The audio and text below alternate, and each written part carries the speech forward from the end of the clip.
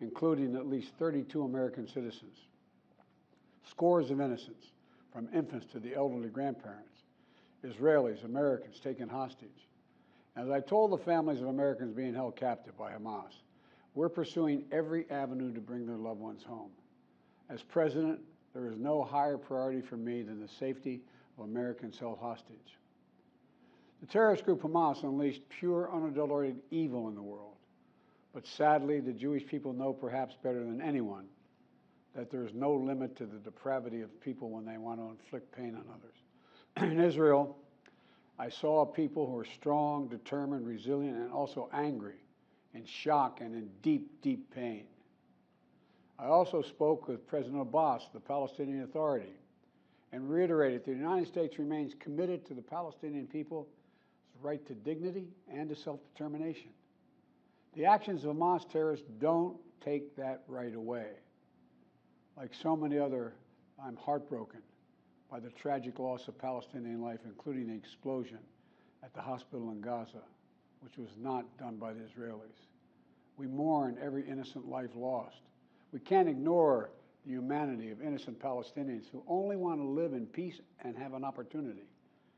You know, the assault on Israel echoes nearly 20 months of war, tragedy, and brutality inflicted on the people of Ukraine, people that were very badly hurt since Putin launched his all-out invasion. We've not forgotten the mass graves, the bodies found bearing signs of torture, rape used as a weapon by the Russians, and thousands of Ukrainian children forcibly taken into Russia, stolen from their parents. It's sick. Hamas and Putin represent different threats, but they share this in common. They both want to completely annihilate a neighboring democracy, completely annihilate it. Hamas' stated purpose for existing is the destruction of the state of Israel and the murder of Jewish people. Hamas does not represent the Palestinian people. Hamas uses Palestinian civilians as human shields, and innocent Palestinian families are suffering greatly because of them. Meanwhile, Putin denies Ukraine has or ever had real statehood. He claims the Soviet Union created Ukraine. And just 2 weeks ago, he told the world that if the United States and our allies withdraw, and if the United States withdraw, our allies will as well, military support for Ukraine would have, quote, a week left to live, but we're not withdrawing.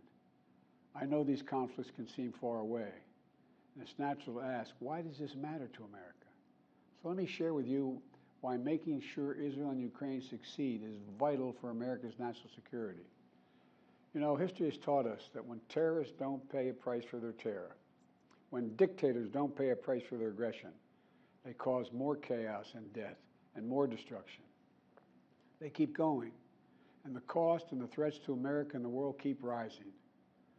So if we don't stop Putin's appetite for power and control in Ukraine, he won't limit himself just to Ukraine. Putin's already threatened to remind, quote, remind Poland that their Western land was a gift from Russia. One of his top advisors, a former president of Russia, has called Estonia, Latvia, and Lithuania Russia's Baltic provinces. These are all NATO allies. For 75 years, NATO has kept peace in Europe and has been the cornerstone of American security. And if Putin attacks a NATO ally, we will defend every inch of NATO which the treaty requires and calls for. We'll have something that we do not seek. Make it clear, we do not seek. We do not seek to have American troops fighting in Russia or fighting against Russia. Beyond Europe, we know that our allies, and maybe most importantly our adversaries and competitors, are watching. They're watching our response in Ukraine as well. And if we walk away and let Putin erase Ukraine's independence, would-be aggressors around the world would be emboldened to try the same. The risk of conflict and chaos could spread in other parts of the world, in the Indo-Pacific, in the Middle East, especially in the Middle East. Iran is supporting Russia in Ukraine, and it's supporting Hamas and other terrorist groups in the region, and will continue to hold them accountable, I might add. The United States and our partners across the region are working to build a better future for the Middle East. One where the Middle East is more stable, better connected to its neighbors, and through innovative projects like the India-Middle East-Europe Rail Corridor that I announced this year at the summit of the world's biggest economies. more predictable markets, more employment, less rage, less grievances, less war when connected. It benefits the people, it would benefit the people of the Middle East, and would benefit us. American leadership is what holds the world together. American alliances are what keep us, America, safe. American values are what make us a partner that other nations want to work with. To put all that at risk, if we walk away from Ukraine, if we turn our backs on Israel, it's just not worth it. That's why tomorrow I'm going to send to Congress an urgent budget request to fund America's national security needs, to support our critical partners, including Israel and Ukraine. It's a smart investment that's going to pay dividends for American security for generations. Help us keep American troops out of harm's way. Help us build a world that is safer, more peaceful, more prosperous for our children and grandchildren. In Israel, we must make sure that they have what they need to protect their people today and always. The security package I'm sending to Congress and asking Congress to do is an unprecedented commitment to Israel's security that will sharpen Israel's qualitative military edge, which we've committed to, the qualitative military edge. We're going to make sure Iron Dome continues to guard the skies over Israel. We're going to make sure other hostile actors in the region know that Israel is stronger than ever and prevent this conflict from spreading. Look, at the same time, President Netanyahu and I discussed again yesterday the critical need for Israel to operate by the laws of war. That means protecting civilians in combat as best as they can. The people of Gaza urgently need food, water, and medicine. Yesterday, in discussions with the leaders of Israel and Egypt, I secured an agreement for the first shipment of humanitarian assistance from the United Nations to Palestinian civilians in Gaza. If Hamas does not divert or steal these shipments, we're going to provide an opening for sustained delivery of life-saving humanitarian assistance for the Palestinians. As I said in Israel, as hard as it is, we cannot give up on peace. We cannot give up on a two-state solution. Israel and Palestinians equally deserve to live in safety, dignity, and peace. You know, and here at home, we have to be honest with ourselves. In recent years, too much hate has given too much oxygen, fueling racism, the rise of anti-Semitism, and Islamophobia, right here in America.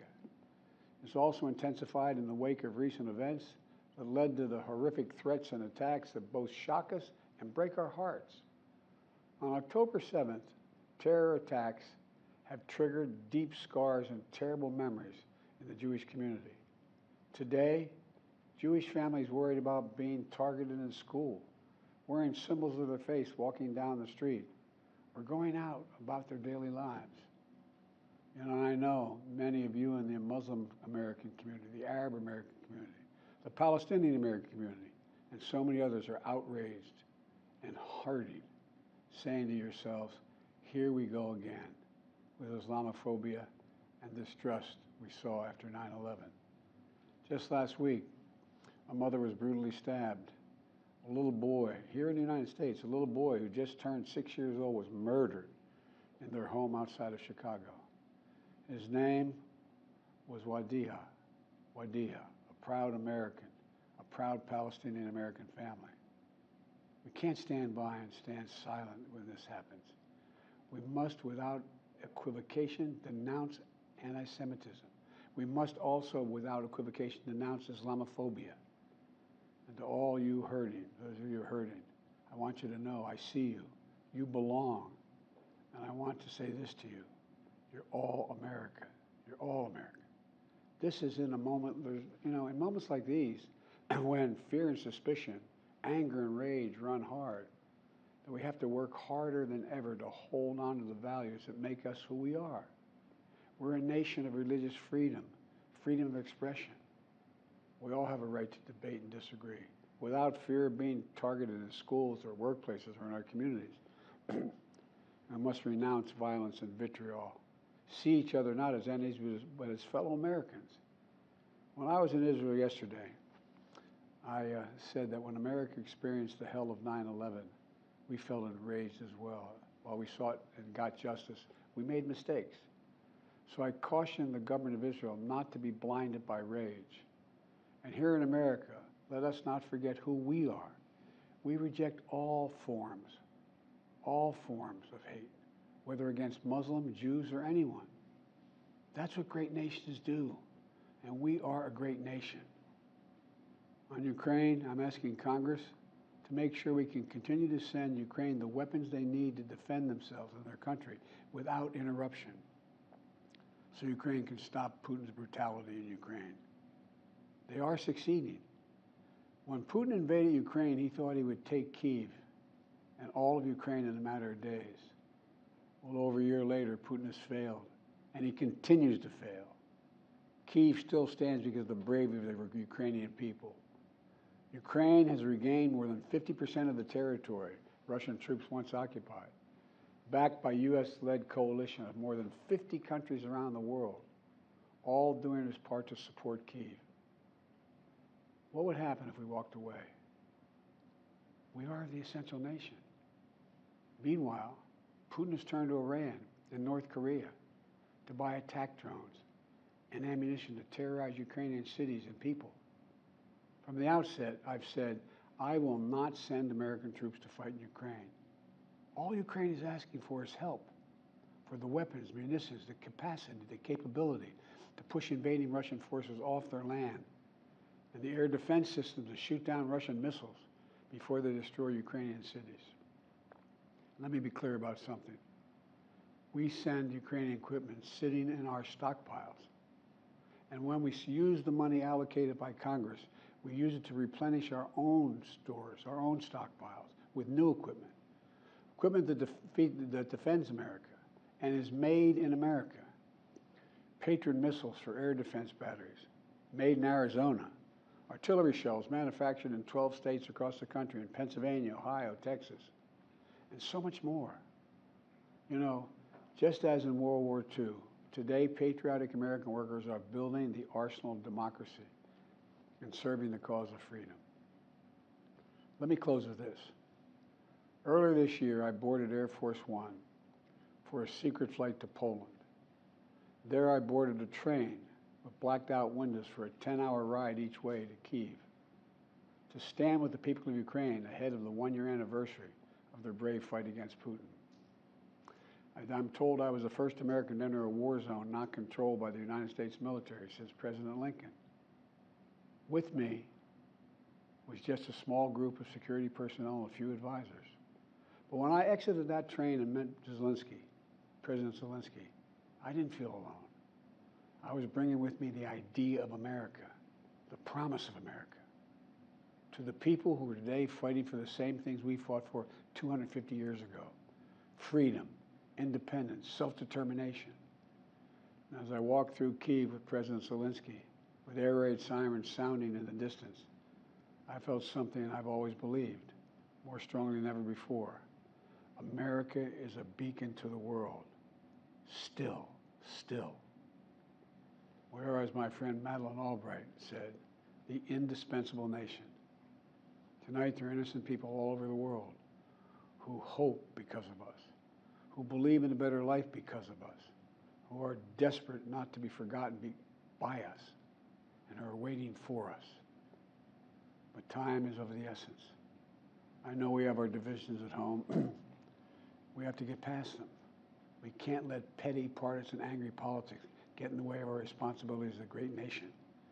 We cannot and will not let terrorists like Hamas and tyrants like Putin win. I refuse to let that happen. In moments like these, we have to remember who we are. We are the United States of America. The United States of America. And there is nothing beyond our capacity if we do it together. My fellow Americans, thank you for your time.